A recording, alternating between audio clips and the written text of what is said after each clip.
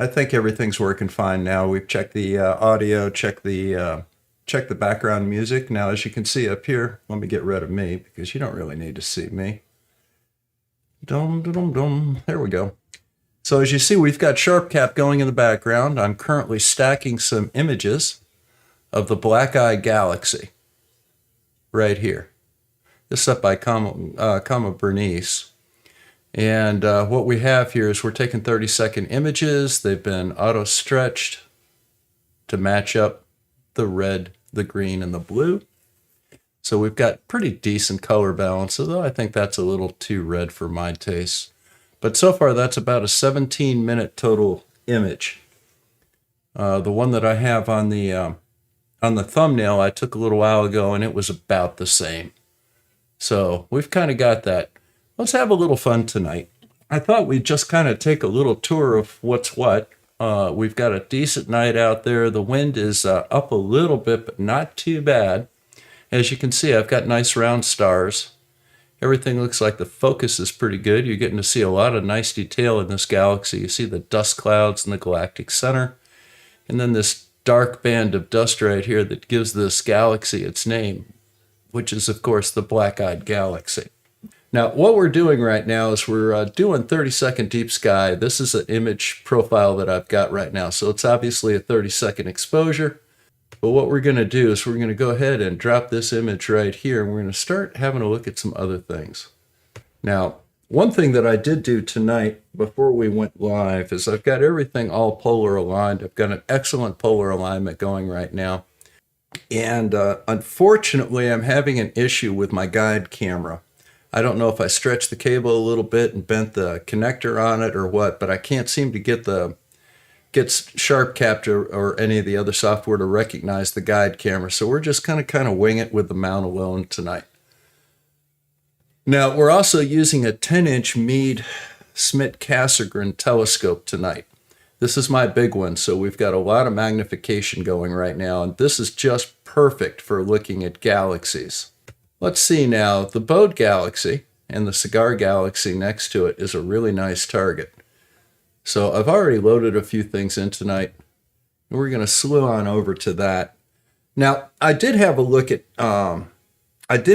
some satellites tonight, and it's not, without guidance and with the high magnification of this 10-inch Meade, honest to God, we're just not going to get good pictures of satellites. What we really need to get good pictures of satellites is more of a wide field telescope. And I'm very pleased to announce, thanks to the very generous support and the super chats that I know that you're all going to be dumping, these three-figure super chats that you're going to be sending in here pretty soon. You'll be able to help me pay for some of the things that I bought for the channel here. We've gotten two things. The first one is that I got a Borsche auto level, and Mr. Sean Hawkins is kind enough to send me an engineering tripod for that. So we're going to start doing some auto level things, kind of like B-Ball for Life is doing over on his channel, B-Ball for Life. And the reason that Sean is being so generous in sending me this wonderful engineering tripod is that I have purchased his telescope. So we're going to have a really nice wide field telescope, which is a little smaller aperture than the Orion Eon. So we get a shorter focal length. So what we're going to be doing is going to have a quick look at some satellites in wide field as soon as that arrives. And he's assured me that it's going to be coming out here in the next couple of days. So hopefully we're going to have a look and see what we've got over there. Now, right now I've got this set on 60-second or 30-second images. What I'm going to do is I'm going to drop this down to about 8. And we're going to see. We're going to get rid of the stacking. Okay, so here we are right now. We're out looking at a couple of things here. I've got no idea what we're looking at. It's a very short exposure. doesn't look like we've got any target right here. So what I'm going to do is I'm going to go ahead and do what's called a plate solve on this. Now you can plate solve with this particular program, but I really don't care for it. What I like to use is this one over here, which is Astrophotography Tool. So we're going to go ahead and hook that bad boy up. Let's take a quick shot.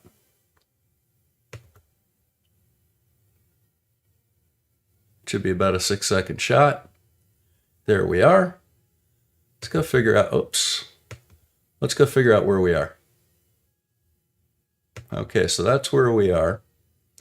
Now, I just basically slewed across the whole sky. So what we're going to do is we're going to see where the telescope actually is compared to where I told it to go.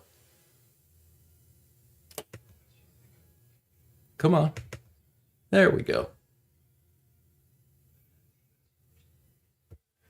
Should be over here towards the north. Okay, it's more or less in the neighborhood. You see, the Bode and Bodes and Cigar Galaxy is right here in the vicinity of Ursa Major, which of course is the asterism, the Big Dipper, or the plow, or the razor blade, or the ladle, or whatever the hell you want to call it, depending on where you are. So we're going to center that.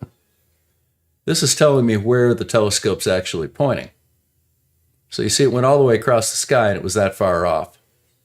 So let's go on over here to Bode's. Let's see if we can get a nice picture of that. There we go.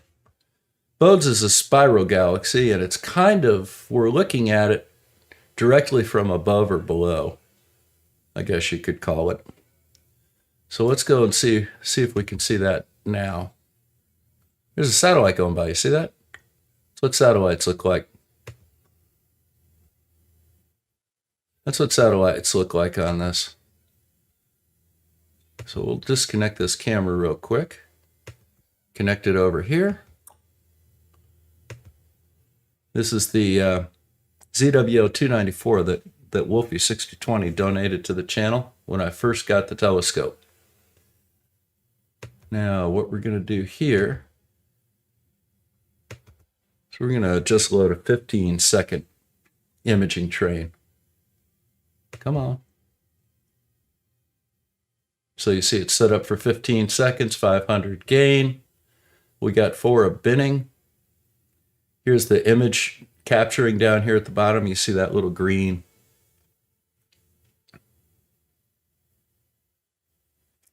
That little green bar down there. Well, you asked how sensitive the plate solving was, Declan. It will tell you within a matter of arc seconds where the center of your plate is. Now, the next thing that you have to worry about is the telescope slewing. So ideally, here is Bode's galaxy right here. You see, these are stars, nice discrete little dots. You see Bode's galaxy's kind of got a halo around it. And that's not directly in the center of the field, but it's pretty damn close. Now, just to kind of give you an idea of what we're looking at, let's go ahead and put a little stretch on this. Isn't that beautiful? I'm also getting a little bit, there we go. That's Bode's galaxy right there. Now, while we have that stretched, let's go ahead and see if we can center this a little bit. Let's drop it down to a 1-second image, and let's just see if we've got just enough. Okay, so there's the galaxy right there. Now what we're going to do is we're going to go on over here, and we're going to see whether or not we can maybe get that in the center. I know you can do this by eye, but hey, I've got crosshairs, let's use them.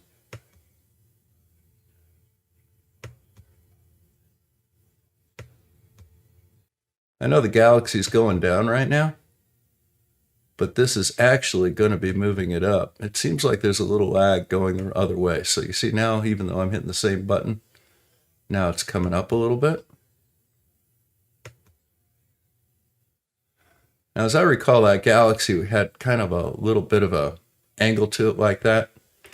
So what I'm going to do is I'm going to leave it just off the center right there. Let's get this silliness out of here. Okay, so this is just a 1 second exposure.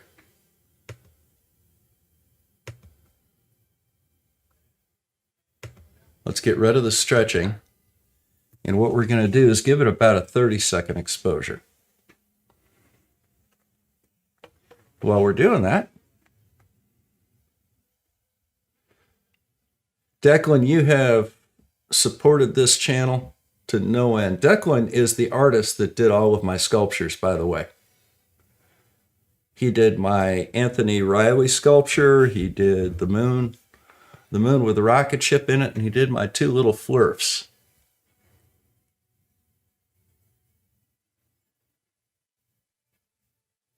Okay, so 30-second exposure. We're still getting pretty decent little stars here. Now, what we're going to do, ideally, you see this spike right here on the histogram? We want that off of this wall, so it's in a little bit, and that's good. That's controlled by the exposure.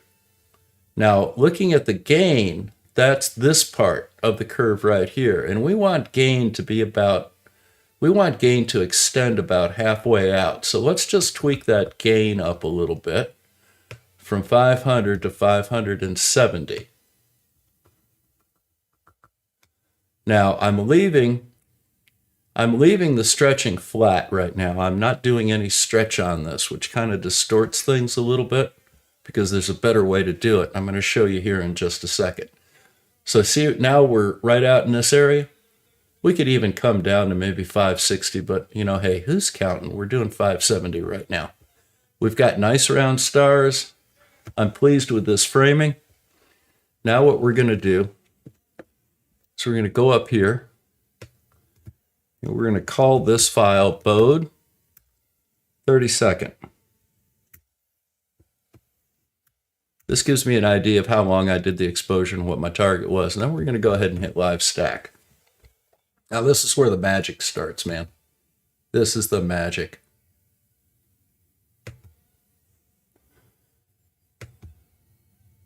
So we'll put that to 0. We'll put that to 0.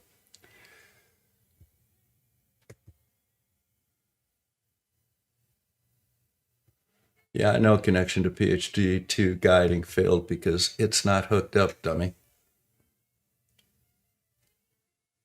Okay, so here's the first one coming through. Yeah, I know, it still failed. Now, if you look on the histogram right here, first, all of this is green. This is moonlight and things like that. That's why it's green right now. But you see the white is the overall brightness, the red, the blue, and the green. You see how the peaks are all different? If you hit the lightning bolt right there, you see how it lines everything up? That's not too bad. So we've got a total of 60 seconds stacked already. 2 images, one on top of the other.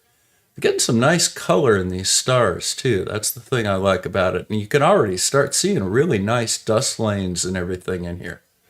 This is not a bad image. Now we're going to go ahead and put a little stretch on it. Now, the black point, which is this right here, see if you move that down, everything gets white. You want to have that right up just before that peak. Now the mid-range is out here. You want, if you look at this curve right here, see there's a big shift about right here where it starts to flatten out, and then there's another one right here where it really flattens out. About where that second one is. Not too bad. Could be a little better. Right about there. Right where that peak starts to really change in slope from right here to right out here. You see this is a gentle slope here, and this is a rather steep one, and there's a point right in here that it changes. You want to go just on the flat side of that. Now, what we're going to do, because nothing is quick or easy in astrophotography. See how grainy and crappy that image looks?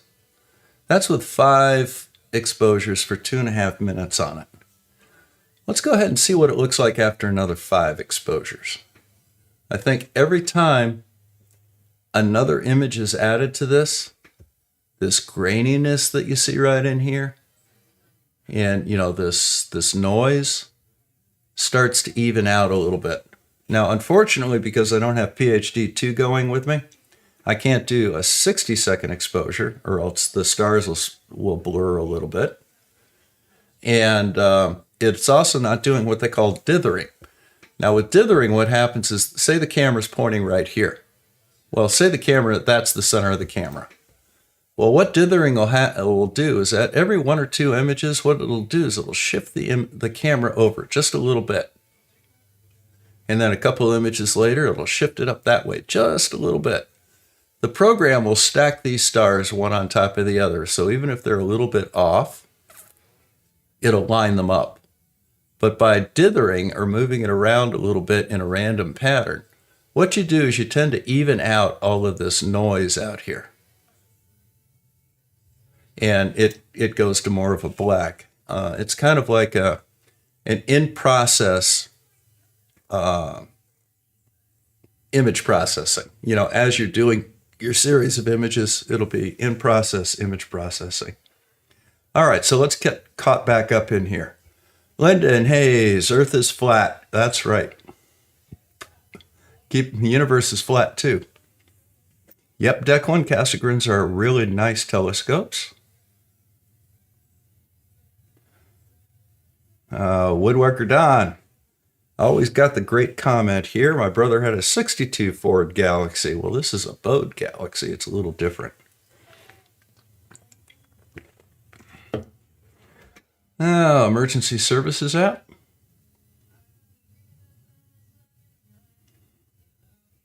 Wrong power of 10 there, Chief. I'd really just like 10 to the 3. 1 times 10 to the 3 power is dollars. Sean. Yeah, Sean's got a $900 solar filter that is absolutely amazing. I don't do a lot of solar work. And quite frankly, I don't know whether or not I can justify another $900. I think my wife would kill me if I did that. But that's a nice filter. I looked at it. It's a really nice filter. So I'm trying to get him to contact Wolfie 6020. I bet you Wolfie might want that. Can that software do plate comparison? Yes, it can. Both SharpCap and astrophotography tool do plate solving, and they are very accurate. Well, yeah, there is a Wolf Galaxy. It's not Wolfie, that's right. The observatory here, which basically is my backyard and desk, is known as Mount Wolfie. And we're going to be moving that soon, sometime this summer, because I'm going to be building the Judy platform in the back and putting a little roll-off on it, which will be the Mount Wolfie Observatory on the Judy platform. And I've got the pier all ready. And I actually found a really neat table base that's going to be a nice pier for the smaller telescope. So we're going to have permanently mounted telescopes out there. That'll be really cool. So save a lot of sit-up time. So you see how, look at the detail that's starting to come out in this image now. You can see those dust lanes really coming out.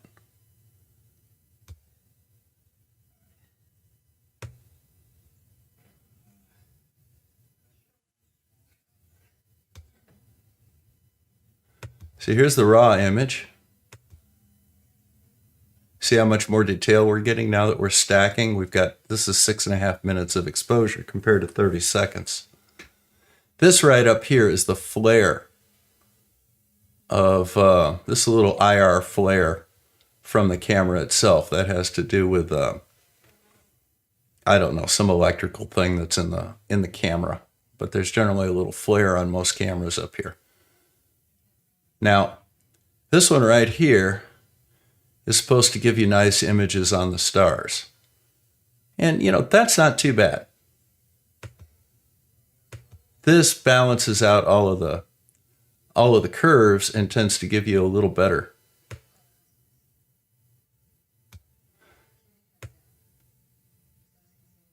Oh man, look at that. Look at these. Look at the detail on these dust lanes right here. Damn, that is awesome. The focus on this is really good tonight too. Boy, look at the detail. Look at this tiny little dust lane right here that you can pick out. Can you guys see that? Can you guys see that out there? Look at these little dust lanes. Wonder how much detail I've got on this. Wow. Look at all that. Now you see how these stars are kind of pixelated? As it stacks, those will become less and less pixelated, and this noise that you see in the background will become less and less. This is just too much magnification for this, by the way. But look at that. Look at those dust lanes.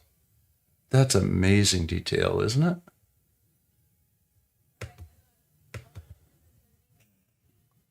Damn, that's a nice picture. I like that one. You guys like that one?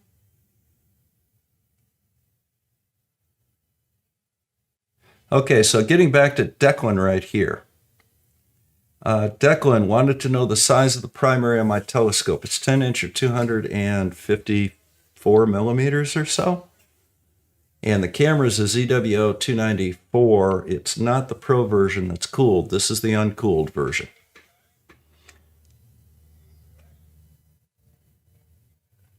Okay, so Hunter's recommending a target here in Ursa Major.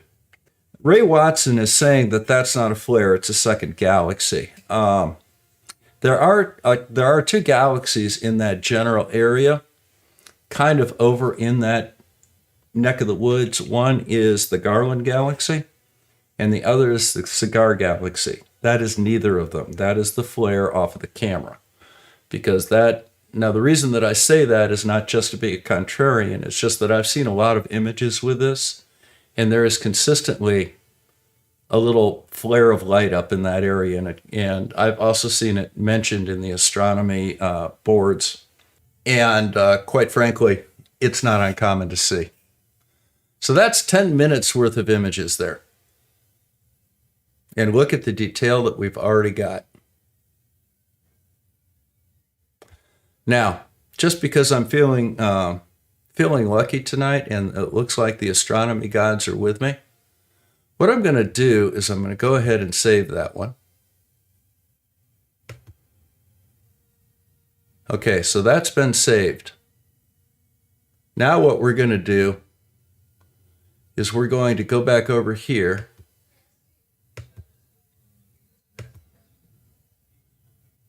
Okay, so here's Bode's right now. And we're literally dead on with that. So what I'm going to do is I'm going to go ahead and sync that telescope to that. Okay, so that's synced to that. So you see what we're looking at right now is this area right here.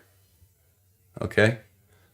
The Garland Galaxy is up in that general area, but it's too far out for us to be picking it up with where the telescope's pointing. What I'm going to do right now is I'm going to go down here to the Cigar Galaxy. And by the way, we're going to go ahead and stop live stacking real quick. But that's what we got with that.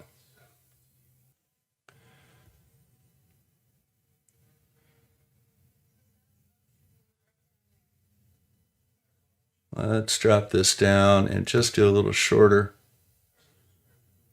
See, instead of doing 30 seconds here, if we drop it down to about 8, things are going to get a lot darker, but there's the Cigar Galaxy right there. And what we're going to do is we're going to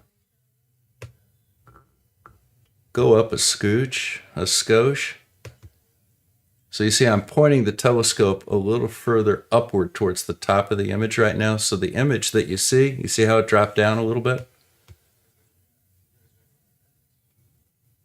what we're going to do right now is just a little bit of framing.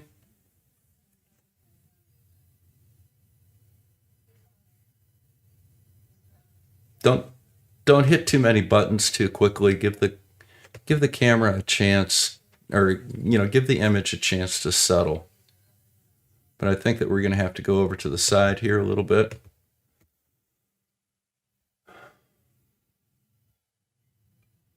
Take your hands off the buttons.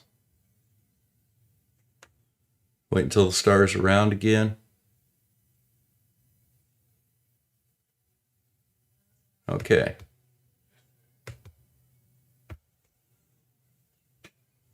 So we're going to scoot over just a little bit more. We're going to move that image over to the right of here. Now we can go a little more than that.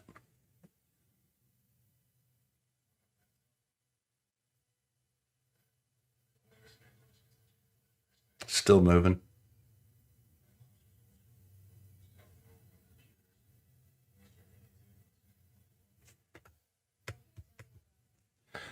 Now, the Cigar Galaxy is kind of neat. This is a spiral galaxy, much like Bode's, except instead of looking straight down on it, we're looking at it on edge. And there's kind of something neat in here. Here's the galactic center. There's also a flare that goes up and down here, kind of like an SP orbital in organic chemistry. Freshman organic chemistry was the finest 3 years of my life. Just mentioning it. I'm going to go down just a hair more. All right. That's pretty much where I think I'm going to want to be. So we're going to let it settle. And as soon as it settles, maybe complete that image. There we go. Well, folks, you're pretty happy with that one? Let's do a 30-second image.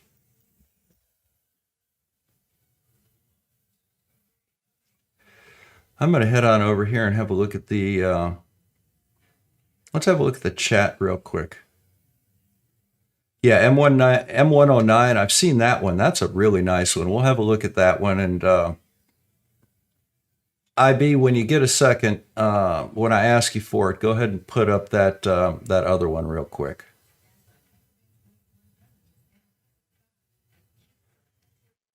Okay, so there's a 30-second image.